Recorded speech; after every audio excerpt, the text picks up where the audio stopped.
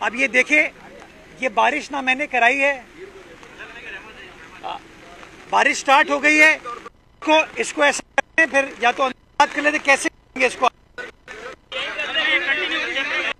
मैं तो भीगने को तैयार हूँ, मैं भीगने को तैयार हूँ। जी जी, मैं कोई इशू नहीं है, मैं भीगने को तैयार हूँ। आप रात से जो है वो पानी में भीग रहे, कंटिन्यू करें, कोई इशू नहीं है। अच्छा, तो हमें जो इशू आया वो इशू आया उस मशीनरी को वहां पहुंचाने में, और जूं मशीनरी पहुंचती गई हम जगहों को क्लियर करते गए।